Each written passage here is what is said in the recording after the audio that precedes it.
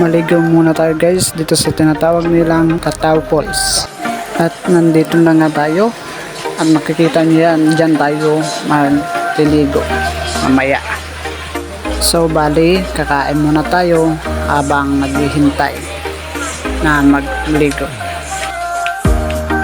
Kain muna tayo guys. Ang ulam namin ay sang, crab at ang baboy or ano pa dyan ang dinala namin para makakain kami dito.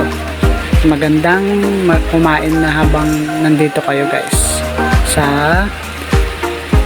Katao Falls or dito sa Ulalo. Tapos namin kumain, paghanda na kami upang kami ay maligo. Tara, maligo na tayo. At ayan na nga, nag-alay Superman na lahat para maligo lang.